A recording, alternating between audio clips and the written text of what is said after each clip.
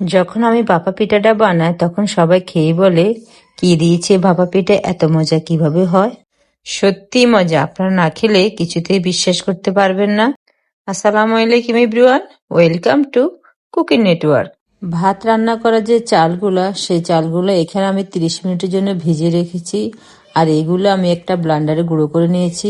আর এগুলো দিয়ে আমি ভাপা পিঠা বানাবো। এখানে সামান্য আমি লবণ দিচ্ছি।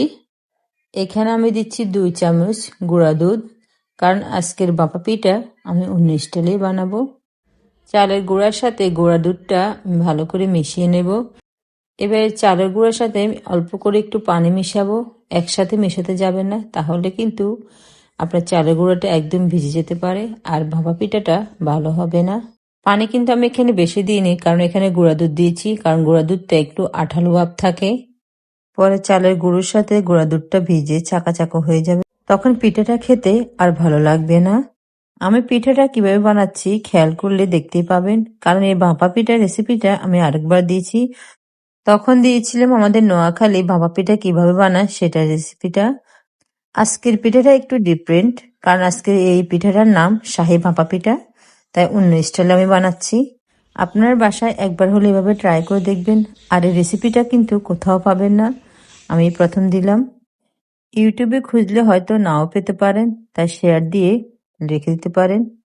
এই পিঠা বানানো একেবারে সোজা, একবার যদি খেয়াল করে দেখেন তাহলে ঠিক মতন পেরে যাবেন। আমি হাঁড়িটার ভিতরে পানি দিয়ে অনেকক্ষণের জন্য বসিয়ে রেখেছি।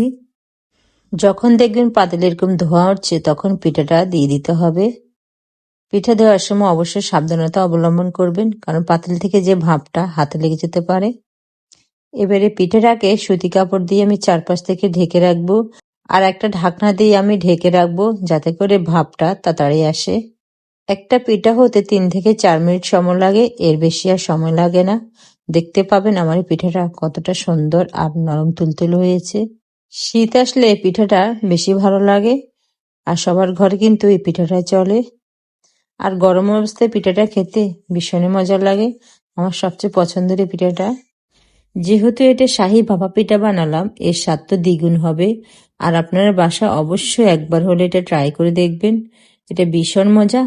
আমি আপনাদেরকে একটা ভেঙে দেখাচ্ছি কতটা সফট হয়েছে আমার এই পিঠাটা, আর ভিতরটা দেখুন কতটা সুন্দর আর লোভনীয় হয়েছে। আজ এ পর্যন্ত, সবাই ভালো থাকবেন, আল্লাহ হাফেজ।